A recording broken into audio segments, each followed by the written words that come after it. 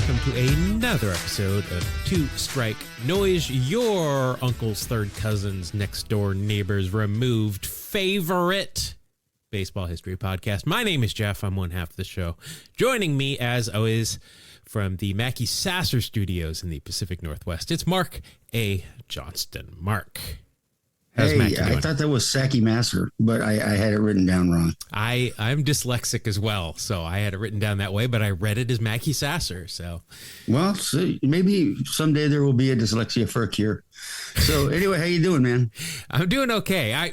I'm going to steal a line from Mitch Hedberg to describe our podcast further if this is the first time you're listening. People either love us or they hate us, or they think that we're okay. There you go. So welcome. All right, Mark. Now we didn't do a show last week, which is I was sick and you had things going on. I initially thought you were going to just not want to do it because of the AL MVP award. I thought you were going into yeah. We can talk about that a little bit. Yeah. Well, I if anybody that watches my stream last week, I think it was on Friday, I was sticking up for Cal. I was making my case because I think he should have won. And yes. I got so excited, I spilled my coffee. I hadn't put the lid on it yet because it was still hot. Oh, no. And I was so into this argument that I spilled coffee everywhere for Cal Raleigh. So next time you see him, let him know that my desk is sticky and smells like coffee. You dumped your coffee. Yeah, for him. It was a big dumper. Oh, there you go. That's exactly what I meant. I'm glad you picked up on that. Yeah. That was tough. I mean, with the year that Judge had, he was incredible. And I think Dan Patrick put it best is if Cal was the catcher for the Yankees, he would have won the MVP hands down. Yeah. One of my arguments was Cal is a catcher, first of all, not a right fielder. And Judge DH'd much more than Cal did as well. And as a catcher, Cal's pretty healthy and he's a switch hitter. I mean, there's just I don't know. You look at counting numbers, whatever. But yeah, I agree with that. There is East Coast bias. And yeah, I also, though, I don't watch Yankee games. I watch much more Mariner games than I do Yankee games, so I see Cal much more than Judge. I like Judge, but I don't think you should play. I do too, and like I said, he had an incredible year, and I'm not saying the guy doesn't deserve it. I'm just a little bummed that Cal didn't get it, but hey, Aaron Judge, what a great year, and congratulations to him. So this week on stream, we were talking about, we were playing the feud on the grid, trying to get the number one, the highest ranked score in each square.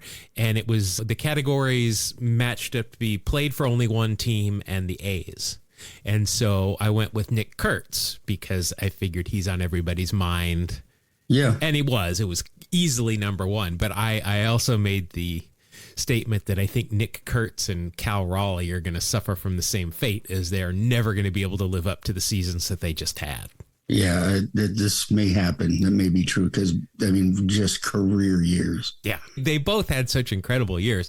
Kurtz might have even been in the MVP talk had he played the entire season and been able to do that. But I just think they both, you have those magical seasons, and I think those two guys might have had them. I did see this from the World Series. We haven't talked, because I saw it after the World Series. But so Prince Harry and... what's his wife's name? The actress, I forget. Meghan Markle. Yeah, we're at a World Series game in LA. I saw that, and Prince Harry was wearing a Dodgers hat, and this apparently caused a big international flap that he was supporting the U.S. team rather than the being neutral. Oh yes. But what I thought was funnier about this thing is that Prince Harry went to the World Series and wanted to see where someone tried to assassinate his grandmother. That would be Reggie Jackson. Yeah, because that was shot there in Dodger Stadium. That's right. Despite the fact it was an Angels-Mariners. The Angels-Mariners game, and it was in Dodger Stadium. Yeah. But yeah, this is true. Right there, man, the Queen. Yeah. Could have happened. Could have seen it. If it weren't for Frank Drebin. And a little bit for OJ. No, we're not going to go there. So Paul Wainer, we were speaking of the grid. Paul Wainer is somebody that I use on the grid a lot.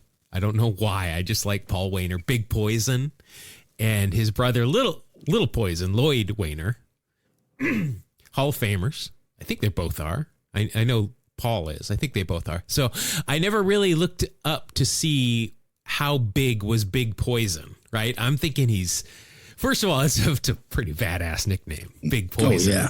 Even Little Poison is cool, but Big Poison, I think, is a S tier like nickname. So I'm thinking he's maybe 6'2", 215, something like that. Mm-hmm. Somebody with the nickname Big Poison. Now he's 5'8", 153. That's not the biggest poison I've ever heard. That is not we're talking like maybe the amount of poison that Romeo had on his lips when Juliet kissed him to die, or was it the other way around? I don't know. I guess the nickname Average Poison, though, isn't. No, it's just so not as good. So Little Poison, though, was a little bigger, which maybe that's why they called him Little Poison. He's just a little bit bigger, but he was 5'9", 160. So he was an inch taller and 7 pounds heavier. Oh my gosh. They got their poisons wrong. Yeah. Well, I mean, I think they got their adjectives wrong. Big and little. Well, the nicknames were different and body sizes were different. Now, Aaron Judge would be like Andre the Giant back. Yeah. Massive poison. Yeah. He would have, or just Andre the Giant. That's what I would have called him. There you go. Let's see this. The betting scandal, right? Yeah. With Emmanuel Clase being kind of the biggest name here. Did you see why he's saying he's innocent? I don't believe I have. No. So a journalist who's a friend of his got to talk with him. And he said that this whole thing is a misunderstanding, that the federal authorities heard a conversation that they thought was related to sports betting. And you've probably seen the videos of the corresponding pitches in question. Mm-hmm. But he is claiming that he was actually talking to his friend in a coded message about his cockfighting chickens. Little Jerry? That's what I was going to say. Little Jerry's got to take a dive. He's got to go down. And once again, they've delved into Seinfeld. You can't stop them. Big Jerry's a has-been. Little Jerry, don't let him be a never was or something. I figured your mind would go there like mine. Oh man, no question. I don't know much about cockfighting, but I do know Little Jerry was the champion. But I mean, unfortunately, where Class A is from, cockfighting is legal. Yes. So I don't know why he would be. I mean, I don't believe this for a second. Why would you be talking coded if that's the case? And why are you now just coming out with this when you were suspended like halfway through the season? Like, yeah, it's like they had a session where him and his buddies and family sat down and said, what could we explain this away as? After they got really drunk. After they got really drunk, they're like, cockfighting. I have an idea. Well, sort of. But if that's what they're going with, good for them. I don't think it's going to stick. Yeah. But, I mean, yeah, that's some bad news. Theoretically, these guys have got to be banned for life. I mean, that's the rule. I agree. Yep. That's what it says. And Class A is literally one of the best relievers in the game. And he should be. I mean, again, he is innocent until he's presumed innocent until proven guilty. Yes. I know that gets confusing a lot these days. But theoretically, because this just is too stupid to believe. I don't know. I'm pretty dumb myself. But assuming this is not correct and he was involved in this, should never play Major League Baseball again. No, that's right there in black and white. That's the rule. Yeah. Interesting. I'm waiting for... I feel like this is one of those things we're never going to get an answer to. He's always going to deny it regardless of whatever proof is offered. But so true. Yeah. It's interesting how we look at it and we say, oh, well, we got gambling involved. You got sports betting websites and apps, and all the major leagues grabbed onto it. Hey, yeah, look, we got lots of sponsorships now, and now you're starting to see it, a little bit of it seep in. It makes you wonder. In college and pro, it is absolutely, and they chose to get in bed with them, and now we're seeing. I can't offer you any specific proof, but I'm just saying it certainly looks bad. Yeah, definitely. Hey, Mark, we got Thanksgiving coming up. We've talked about this now through text and before we recorded. We don't remember if we did a Thanksgiving themed name game last year for Thanksgiving or not. So we're going to do another one regardless. That's right. So, like it or not. Yeah, too bad. And I looked through scripts. I wasn't going to go through and actually listen to our previous crap. No, we don't do that. But I'm glad everyone else does. And I didn't see this. So let's go through some Thanksgiving themed baseball names. I think, first of all, we can just get all the turkeys out of the way, right? Because there's a lot of Turkey Stearns you did a whole episode on. We've got a bunch of turkey names, Turkey Foot, Turkey Mike, Turkey Don. We got a bunch of those. So let's say no turkey names. No, okay, so the obvious ones are out. Yes, obvious. Anything that says turkey, no, gone. If you want to use Ham Allen, though, first baseman for the Phillies, you can do that. Yeah, as long as it's not turkey. What about Turley, Bob Turley? It's very close to turkey. Yeah, I'll take it. Sure. All right. It's not turkey. Okay. That works as long as it works. Because I think the reason I think we did this before is because one, Turkey Stearns, but also Pie Traynor. Yes, of course. Hall of Famer. We don't really celebrate Thanksgiving, but I know pumpkin pie is a thing, as is Felix Paillet. There you go. Exactly. What about Joe Salt and Pepitone? I did not come up with Joe Salt and Pepitone. It's not Raphael. It's not Johann Santa. No, but it's in the picture. It was nominated at least. I got TJ Macy. Never made the big leagues, but the parade, the Macy's very Thanksgiving nice. Day parade, yeah, very nice. I put Jack Crust. Oh, it's Cust. Never mind. Let's move on to. Is there candy having to do with Thanksgiving? That's more of a Halloween. So Candy Maldonado is out. I don't know if candy does, but Cookie Rojas is in there. Definitely Cookie Although Rojas. I guess cookies aren't really a traditional Thanksgiving dessert, but Old Biscuit Pants is. Yeah, very nice. We got a couple of Hall of Famers there. How about Steffi McGinnis? Stuffy, very nice, man. And we're staying away from Turk Wendell. Oh, I'll give you that one. That's okay. Because that's not a nickname, right? That was part of his. Right, that's his name. Yeah, well, just like Jimmy Gobble for the Royals. Exactly. And Spud Chandler. Because we do have potatoes and Spud Chandler. I'm just rattling off Hall of Famers now. Yeah, I was going to go with Sonny Gray V. God damn. Well, you could do Pete Gray V as well then. It's true too. Yep. How about Manuel Potato Cueto? Very nice. I've never heard. He played in the early 1900s, but Potato Cueto. Why isn't Johnny Cueto? Why hasn't somebody stuck that on him?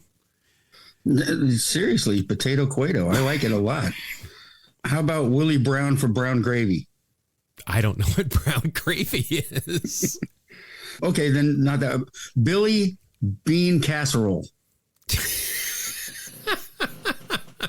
You could even put string bean or green bean casserole. You could, that's a good one. That's a real good one. Yeah, I like that one. I brought over the Hugh Corns Bradley. He played the Federal League, but it's corn. It's either that or I have to go with, what was his name? The pitcher for the Red Sox. He threw a no-hitter, I think, for Cincinnati or somebody. Oh, yeah. Who are you talking? Oh, yeah. That guy. But that was too much of a stretch. So we didn't do that. But Paul Bird is in there. Paul Bird's got to be. Yeah, that's a good one. Yeah. How about Bud Black Friday? I really tried to think of things that weren't food related, and I came up with so nothing. And here you have gone and done some really good work. That is impressive. I got lucky. Now you got to tell me though, if this is any good. Instead of first base, how about first based? That's a bit of a stretch. Especially, well, yeah, I guess it's baseball related. The only other real one I could come up with was RV Pilgrim. Again, I was searching the minor league rosters of these guys didn't make the big leagues. Right. And then Bobby Wine. He was a shortstop, but I know him more as a coach. Oh, that's a good one. I didn't think about that. That's all I got. I couldn't find any pumpkin. Well, no. Yeah, I didn't find any pumpkins. Yeah, no, I couldn't find any pumpkin. Couldn't find the closest I got to anything else was that green bean casserole with Billy Bean. But everything else was way. I mean, a lot of mine are always a stretch, but some of them were way too much of a stretch. So, well, the sunny gravy, I like that. I like that one, and whatever your first one was, that was up there. I forget. It was one of your first ones, but I said Turley. Bob Turley. Salt and Pepitone? Yes, salt and pepitone. You know, now that I think about it, it could have been Saltalamacchia and Pepitone. Oh, yeah. Well, there you missed out on that then. We'll never know. No, it doesn't count now. The timer's run out. Yeah.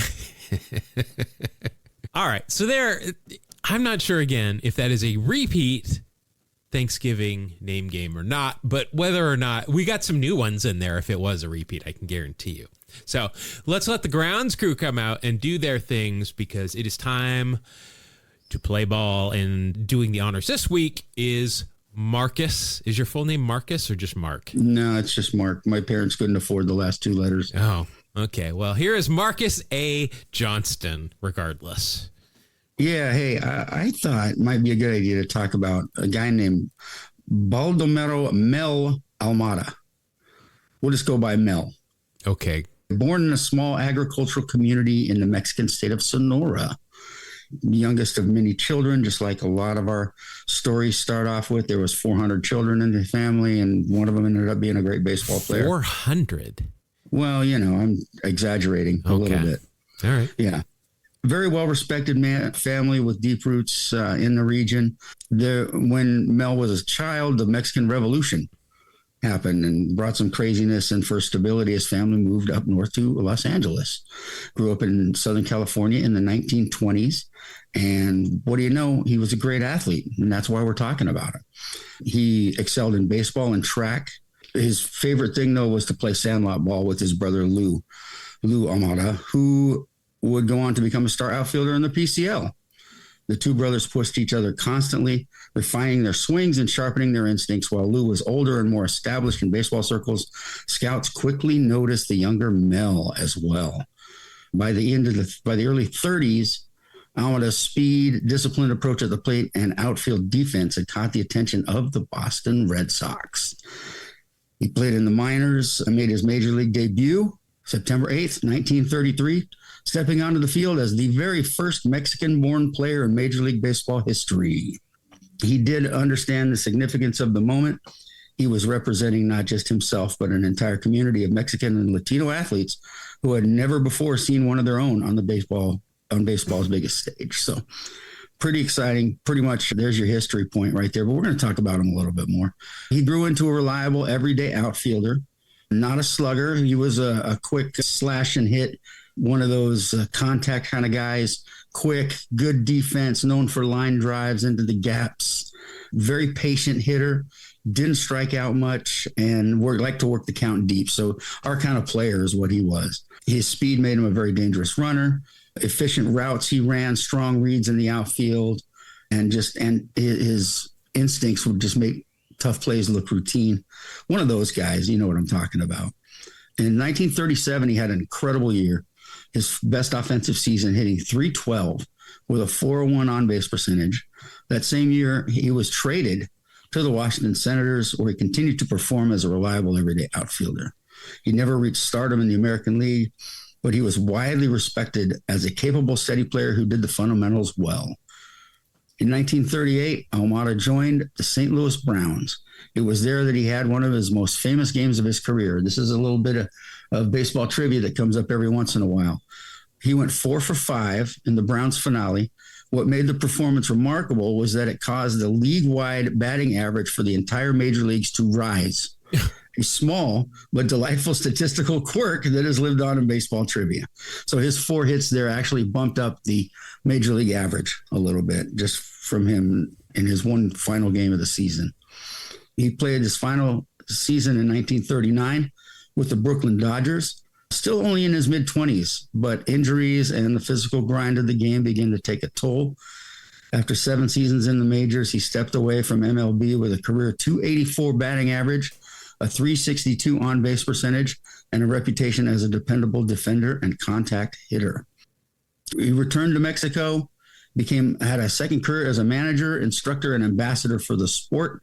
He coached numerous Mexican League teams and worked tirelessly to develop young talent, serving as a mentor to rising players in a country where baseball was rapidly growing in popularity. His expertise and calm leadership made him a respected figure in Mexican baseball circles. 1971, he was inducted into the Mexican Baseball Hall of Fame. And there's an actual name for it, but I'm not going to try and say it because I will embarrass myself. And this is an honor recognized not only by his Major League Baseball achievements, but his lasting impact on the sport in Mexico through scouting, coaching, administration, helped shaping generations of players, many of who would later reach the big leagues themselves. Passed away August 13th, 1988, at the age of 75. Today, he's remembered not only as a solid major league outfielder, but as the first Mexican-born player to reach the majors, a well-respected representative of Latino baseball, and a man who helped lay the foundation for players from Mexico, the Caribbean, and Latin America for decades to come. He didn't make a lot of noise, but what he did mattered proof that hard work pays off and that baseball kept expanding far beyond just the U.S. So there is my rundown of a guy that you just really never hear about very much, Mel Almada, having such a huge impact on the sport, but one of those guys that's sort of behind the scenes that you never really think about, but paving the way for a huge number of Latino players that came after him after the 1930s when he made a name for himself and he made a name for Latino players overall. I've never heard of him. Yeah, exactly. I came across him as like a side note, and I was like, "Who's this guy?" And reading up on him, I was like, "Look at that! The guy's a trendsetter." You know, he said, "We can do it. Watch me work," and to work he did. Okay, so we know that he debuted in '33, first Mexican-born player. He and his brother both played pro ball. Lou was a standout in the PCL, as I mentioned, and in the Mexican League, his brother is also in the Mexican League Hall of Fame. So you got these two brothers in there. Almada did share the clubhouse with some famous players. Rick Farrell, a young Jimmy Fox was in there for a while that he played with. And you might say he was a speed and defense guy before it was cool. The modern analytics would love him. High on base percentage, quick first step in center, solid gap coverage, and his induction into the Mexican Baseball Hall of Fame was not just for playing, but for developing baseball in Mexico. And we did a show earlier, it was a while ago, about the Mexican League and how it kind of for a while did challenge American big league teams as far as where players wanted to play. And a lot of players went and played in the Mexican League because it was almost an equal of the major leagues. He was also known for being an even-keeled guy. He rarely showed frustration. There's the 30s in baseball, rough and tumble. Guys were getting each other's faces, stuff like that. But not Almada. He was always known for being on an even keel and being a leader in that capacity. And, of course, remaining a respected coach, teacher, and influencing the early growth of the Mexican leagues. The Mexican leagues were so prominent because a lot of the Negro League players would play there because they could play. They were treated equally there. It was good baseball is what it was. I see here that Almada, beyond being the first Mexican-born player, did a lot of, well, obviously he's going to do a lot of firsts because he's the first. But the list here of stadiums where he is credited with being the first Latin American player to homer is pretty impressive. Comiskey Park, Fenway, obviously that's probably going to be there. Griffith Stadium, League Park, Tiger Stadium, Shibe Park, and Yankee Stadium. And Cleveland. I don't think that's the mistake by the lake, but just another one of those things where, you know, it's kind of like wherever Jackie Robinson would go, there's first things there that whatever he did, it's an all-time first. Kind of the same thing here. I mean, in terms of Latin America, like Roberto Clemente is kind of that big guy. Even though he's not like Jackie Robinson, where he was the first guy, but he was probably the best first Latino player. But Mel was certainly the guy that paved the way for him. Yeah. Yeah, absolutely. So in 1933, Babe Ruth, his first year. Yeah, Babe Ruth was 38 years old at that point, though. And in the final game of the season, they were playing each other here. And Babe Ruth pitched in this game. I didn't know that he pitched at all, but he pitched as a 38-year-old, gave up 12 hits and 3 walks, 2 to Almada, including the final hit Babe Ruth ever gave up as a pitcher was to Mel Almada. Very nice. That's pretty sweet. Yeah, I mean, Babe got the win. Babe went 9 innings in this game, BT Dubs. Of course he did. 12 hits, gave up 5 runs, walked 3, struck out nobody. I mean, I'll take that all day, especially for a 38-year-old guy that's down in hot dogs and beer in between innings. No doubt about it. And, by the way, Babe Ruth hit a home run that game. No way. Yeah, he went 1 for 3 with an RBI, scored 2 runs and a walk. No stolen bases, though, Babe. What's up with that? Yeah, come on. And Lou Gehrig, Old Biscuit Pants, was caught stealing that day. Just to loop back to our Thanksgiving conversation. But first baseman can't run unless you're Josh Naylor. Yeah, well, it's the shoes. But it is. Old Biscuit Pants, not the quickest. You don't get a name like Old Biscuit Pants if you're fast. No, I don't know how you get a name of Old Biscuit Pants. He had a big butt. He did. That's what it was. Well, he was the original Big Dumper. Yeah, exactly. We talked in our nickname episode. We went over how he got that nickname. But Gary had 2 RBIs to bring his total to 140 for the year. So I guess we'll let it go. Yeah, him and his biscuits. But there's just a couple of more pieces of history there for Almada. I mean, he did a lot of firsts and also in a very short period of time too. You know, he was in the majors from 33 to 39. That's it. So it was a short period of time, but he got a lot done. He definitely laid the groundwork. Also, it should be mentioned, we just had Veterans Day a little while ago. He served in the Army from 44 to 45 as well. Oh, wow. So Almada, you know, he's a Mexican and he's serving his country. Just something that some people should think about as they're out sweeping people off the street. Also, when he passed away, Bowie Kuhn, who was the commissioner of Major League Baseball at that time, spoke about Almada and said, I can remember as a 10-year-old boy in Washington, D.C., I went out and I got to see my very first baseball hero, Mel Almada. Wow. And I guess that was when he was being enshrined. I think I said that was his funeral. No, that was when he was being enshrined into the Mexican Hall of Fame. So that's good that he got to hear that. Yes. Speed and defense and getting on base, baby. This is my kind of player. Sounds a lot like the One Dog. Who's that? Just a joke. Sounds, One Dog's very close to Up Dog. Yes. If we can ever trick anybody into what's that. up, dog? I don't know. What's up? All right. Mark, there we go. That's Mel Almada.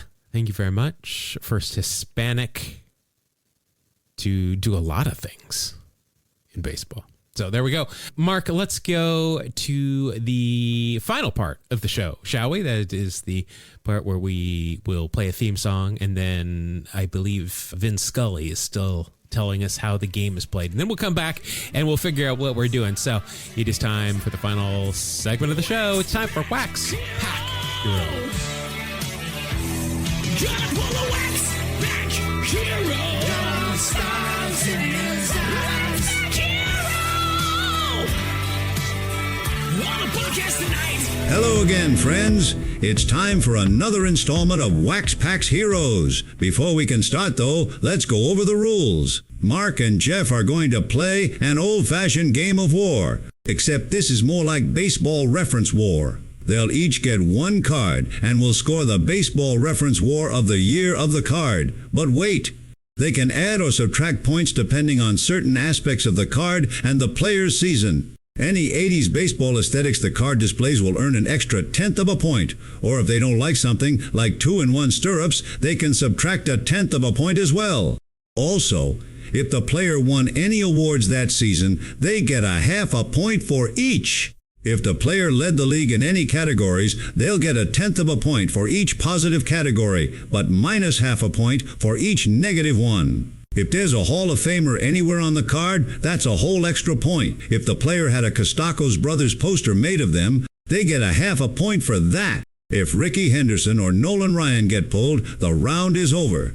Jeff automatically wins if either pulls a Ricky card, and Mark wins if Nolan is pulled. If the player has any pop culture references, they get a 1/2 a point, unless they appeared on Seinfeld, The Simpsons, or Sabrina the Teenage Witch. That, friends, is a whole point for each. If the player was suspended for off-the-field mischief during their career or are on the 2SN, don't talk about list, that's a minus a 1/2 and a whole point respectively. So with that out of the way, it's time to play Wax Pack Heroes. All right. Thank you very much, Vin, as always, for recording that before you passed away a little while ago. Looking at the scoreboard, Mark, it is 4-3. I've got a victory. I've got two, actually, I boat raced you for the last 2 weeks. It's been been pretty good for me. But you have got something special because you were going through your big box of stuff and found something that we've missed. All the fan letters we get, fan mail, and all the knickknacks that people send us, just tons of it. It's fun to pretend. Women's undergarments. It's enough already. Yeah, gosh. We're married, both of us. I did. I found some packs that we haven't done yet that were sent in from our buddy Marshall, one of the shows. Can we call him an inaugural listener? I don't know how else to say. He's been listening forever. He is an executive producer. He does have that credit. So Marshall sent us some curated packs, and I was able to dig one up here. And so we've got 5 on each side, best of 5, and there's a theme to every one of these players we're going to read. There's a theme. We got to figure out what the theme is. All right. So you want right or left? I'll go left. You want to go first or second? Okay. Well, you get to decide. Generally, whoever picks gets to the other person. I'll go first. All right. So my first selection, this is an 87 Topps outfielder for the Phillies, Greg Gross. Let's see what we can find on Mr. All right. Greg. These people all have glasses. No, but that was a heck of a guess. Because Greg Gross, even before I looked up his picture, I remember had those freaking huge science teacher glasses. He sure did. Oh, man. Outfielder, pinch hitter, first baseman, 17 years in the big leagues. Phillies for 10, Stros for 5, Cubbies for 2. You said this was 1987? 87, Phillies. Right. 34-year-old here with the Phillies. He hit 286, 395 on base. Not too bad. 353 slug for a 99 OPS plus. 1 home run, 12 ribs, no stolen bases, no caught stealing. Nor did he for the final 2 years of his career after this. And overall, though, that is a minus 0.2. So too bad he didn't have those glasses for you. Yeah, no kidding. Let's see. He does have them on in the picture. In the 87. Oh, okay. So well, then, yeah. It gives me the 1 point, or the 1/10 of a point. So I'm at a minus 0.1. Anything else on that card going to help you out? Nah, you can't see stirrups or anything. Okay. He's got the one flap helmet on. I haven't looked yet, but I'm guessing there's not a lot of pop culture about him. But I don't want to. I haven't looked either. I don't want to disparage. Better double check. He pitched twice, once in 86, once in 89, gave up a double to Andres Galarraga, and struck out Casey Candel. And Herm Winningham. No, Herm Winningham. Oh, yeah. Yeah, and Herm Winningham. How can we forget Herm and his performance on Red's Hot? And he got struck out by Greg Gross. And he struck out Jose Lind in his other performance. Wow. Greg Gross, pretty decent arm, apparently.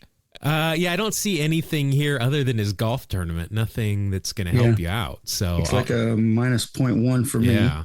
All right, who's my guy?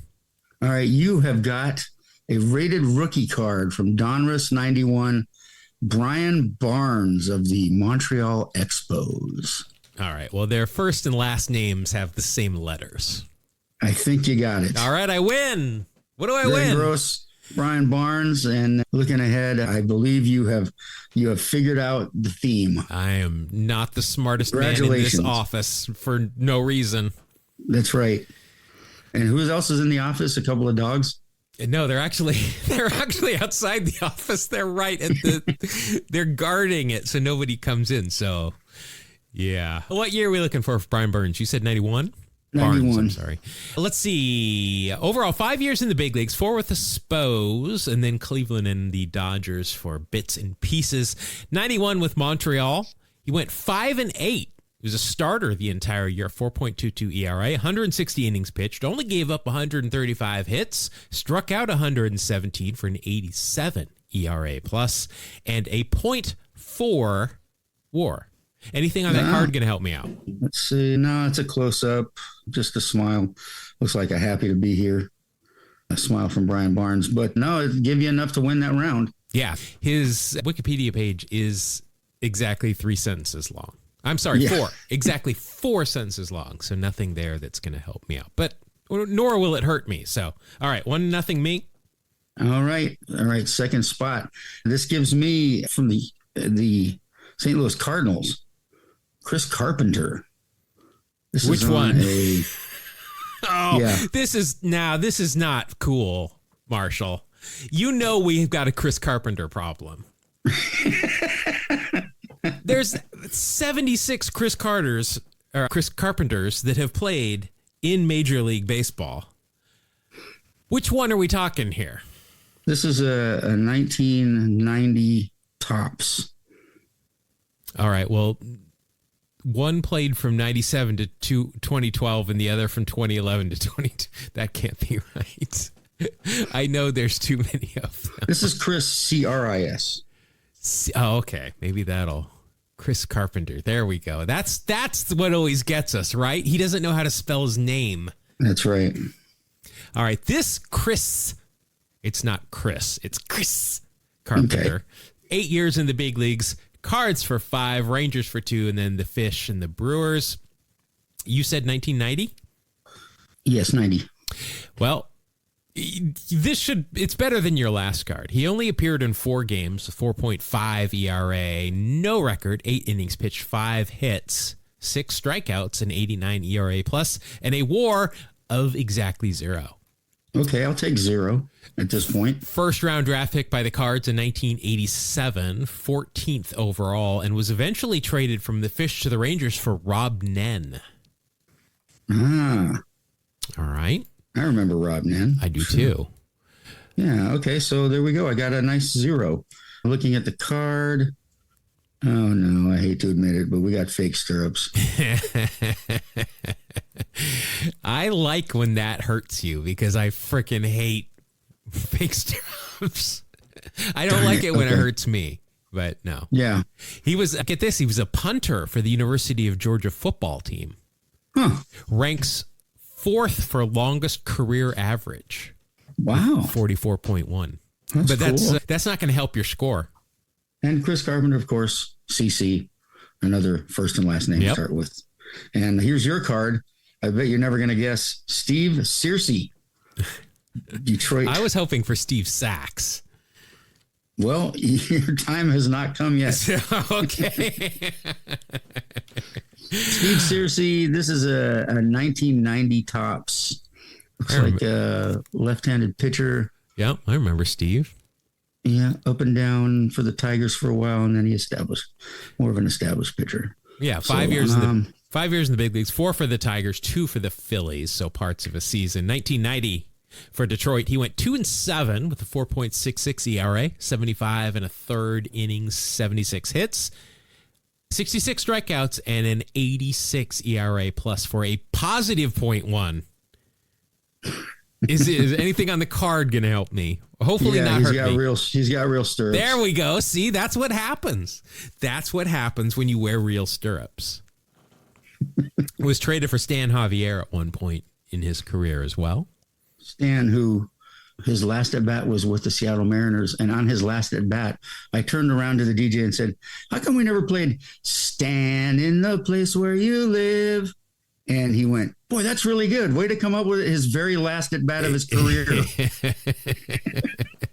Good work, Mark. Somebody's got That's it. That's a true story.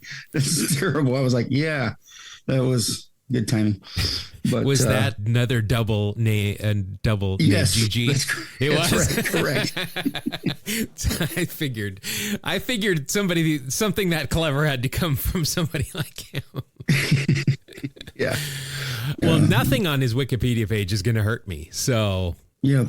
So you got another one there. Another, because is this another boat race situation? This is not right. I'm telling you. All right. Okay, let me get rid of this guy here. Oh, did he not have a mustache? All his other cards had a mustache. He doesn't seem to have one in this one. No. All right. All right. Back to me. Yep. You're going to believe this, but it's Steve Alto Sax. Hey, well, now see, we already know you're gonna clean house with this pop culture wise. I heard some guy got killed in New York City and they never solved the case. But you wouldn't know anything about that, now would you, Steve? But there's hundreds of unsolved murders in New York City. You don't know when to keep your mouth shut, do you, sexy boy? Yeah, this is a 92 Donruss, by the way. All right. Let's see. 14 years in the big leagues, 8 with the Dodgers, 3 with the Yankees, 2 with the White Sox, and 1 with the Oakland Athletics.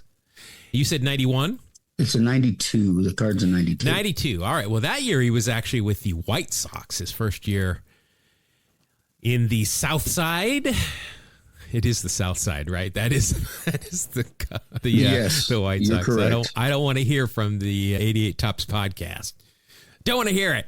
Let's see. In 1992, he hit 236, 290 on base. Yikes. A 317 slug for a 71 OPS. And it just kept going downhill for the rest of his career. 71 OPS plus. But good news for you. Well, he had 4 home runs, 47 ribs, 30 stolen bases, and he had his defense cleaned up at that point. So a .1 for you there. Anything on the card going to help you? Real stirrups, baby. I like to hear it, Steven. Let's see. Pop culture wise, you're going to get Sabrina and you're going to get The Simpsons. Yep. So that is a +2 there. I mean, I could give you, he was on Who's the Boss with Tommy Lasorda, but if you're on The Simpsons or Sabrina or Seinfeld, you've reached your cap, right? Pinnacle, yeah, that's right. Got a hard ceiling on that. Okay, we may have discussed this before, but I don't personally recall it. He has a nephew that plays for the Boston Red Sox. Nick Sogard. Oh, yeah. We know we didn't play anymore. He used to. Nick Sogard played for the A's, came up with the A's, didn't he? Well, it says I'm just reading what this says. Yeah, no, I see it here, but his nephew plays for Boston. Okay. Who was Eric? No, Eric Sogard. And then there's Alex Sogard as well. Yes. The swinging Swogas. The swinging Sogards. That's right. I remember what's his name's wife is a piece of work. That's all I'll say. I stopped myself there in the middle. I do not care for some of them. Also appeared at Square Pegs. There's Who's the Boss. Hollywood Squares. Body Language. And has been a guest on Hannity. ran for a seat in the state assembly and did not. The same fate was met as Steve Garvey. Yeah. And is also a black belt. So I better shut the hell up. Watch your mouth, pal. All right. Well, he didn't lead the league in anything during those times. So you've got a 2.2, which is easily the highest score we've got so far today. All right. And I'm up against your one and only CC Chuck Krim, Milwaukee Brewers. You said CC, and I don't know why I thought Sabathia, and I'm like, I got this in the bag, but no. This is a 91 Donruss, by the way. 91. All right. Well, Chuck, 8 years in the big leagues, 5 with the Brewers, and then time between the Angels and the Cubbies. In 1991, not good. 8-5, which isn't too bad, but a 4.63 ERA. 91 and a third innings, gave up 115 hits, only struck out 39. An ERA plus of 87 and a WAR of a minus 0.3. Well, it got me a W. Well, we don't know yet. Anything on the card going to help? No, nothing on the card's going to help. All right. Well, you can't even see his stirrups are covered by a logo and by the edge of the card. Oh, well, here, let's read his Wikipedia page. Yep, done. Nothing there. There you go. All right. So it's 2-1. Okay. And back to my side. Hey, we got a Houston Astro, Rafael Ramirez. All right. What year is this? This would be a 91 Donruss. 91. All right. Towards the end of his career, 13 years, though, in the big leagues, 8 with Atlanta and then 5 with the Astros. In 1991, still played in 101 games in his penultimate season. He hit 236, 274 on base, slugged 292, a 65 OPS plus. Ouch. That is, so he had a 64 OPS plus in 1986. He had a 63 in 81. He had another 65. I mean, this for a defensive shortstop who obviously had nothing going offensively. That's pretty low.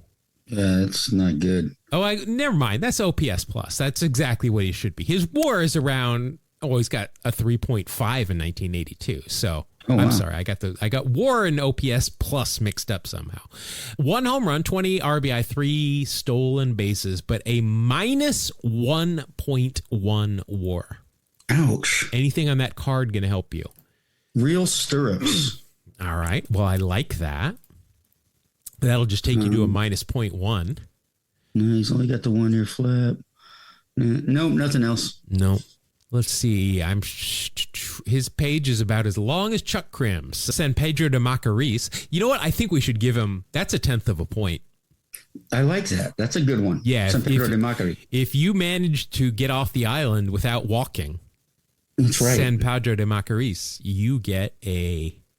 Oh, that reminds me. I got to go get my passport updated. We're going to the DR. I don't know if we're going to San Pedro. Yeah, I don't know if we're going to the San Pedro de Macorís. When I say that, I mean my wife and I, not you and I. We're not taking the show there. Boy, I was all excited. I was starting to pack. I mean, if the DR wants to sponsor a show and fly us out there to do a show, happily do it. Yeah, we'll jump at the chance. But I don't think that's what you're talking about. No. All right, so that's a minus 0.9 for you. What have I got? You have got Yankees pitcher Scott Sanderson. You know what? If we have to go another round, just give me the team, the position, and the first name, and see if I can guess the last name. Okay. Yeah. Oakland A's legend Scott Sanderson, BT Dubs. Overall, 19 years in the big leagues, 6 with the Cubs, 6 with the Expos. Then California for 3, the Yankees for 2, Oakland, Chicago, and the Giants for 1 apiece. What year is this? This is a 92 Fleer. Ooh, you just missed his 1 All-Star appearance. Let's see, a 12-11 mark for the Yankees, a 4.93 ERA, 193 in the third inning pitched, 220 hits allowed. Struck out 104, an ERA plus of 79, and a WAR of minus 0.1. It's still going to be good enough. I think that's still going to be good enough is right. The guy pitched for a long time. It was traded at one point for Craig Def Leppard and Carmelo Martinez. Woot, woot. I'm not sure you're going to get, or we're going to get anything pop culture related. No, real stirrups though. I'll take it. Oh, wow. Had his voice box removed. Yeah. After a stroke, and then passed away from cancer in 2019. That's too bad. That's a rough ending. That is. But for me, it is not. That's the best segue I can do there. There you go. You got yourself another W. That's 3 in a row. Now, there's only one card left each, so we don't need to play, but Well, we came up with a little side game. Yeah, just one game. Let's do more importantly. Well, I guess you can't. You're looking at the cards, so you can't really guess. But give me the team, the position, and the first name. Okay, this one you better get. The Pittsburgh Pirates. Barry Bonds. No. Bobby Good Bonilla. guess. Pitcher, Doug. Draybeck. There you go. See what I'm saying? That was not a hard one. Okay, and this one you maybe should get to. This is a little bit tougher. But how many double initials did that team have?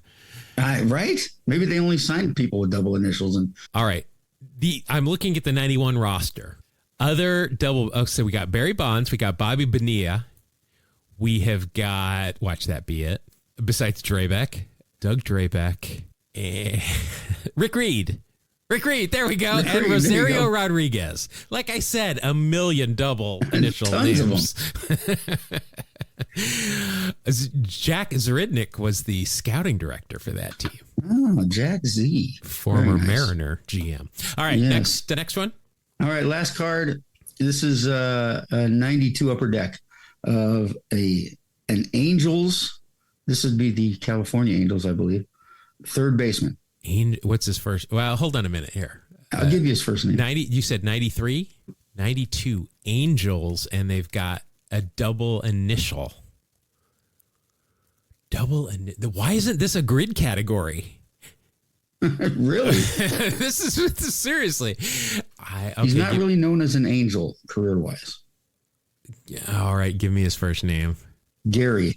It's not Gary DeSars. Oh, Gary Gagne. Greg Gagne. Close. Gary Gaetti. There you go. Gary Gaetti. And now you get a window into how my brain works. Gagny. Samsonite. I was way off. Big ups for the Dumb and Dumber. Nice. Well, congratulations again, man. That's 3 weeks in a row. I got to do something. Yeah, go flip a table. Marshall, thank you. Apparently Mark has found a couple of these, so we'll probably use one of these again in the near future. I'm not known to be the most organized person, but I do eventually find things. Yeah, eventually they'll pop up. All right, well, that'll do it for Wax Packs Heroes. So do it for this episode. It's here in the States, at least, it's Thanksgiving next week, so there will not be a pod next week. We are taking a planned break next week. Beyond that, we appreciate you sticking with us. You know, we're not getting paid for this, so real life things come up, and sometimes we don't do a podcast every week, but we try our best. We do. We've done it for 305 times. I mean, what do you want from us? It's free. I can't wait till we hit 365. Then somebody can listen every single day to a different two-strike noise. Well, I think that's what they do in Guantanamo Bay. All right, that'll do it for us. If you want more of us, though, there's plenty of episodes you can go listen to again or discover for the first time. Otherwise, they're gently used, is how we put it.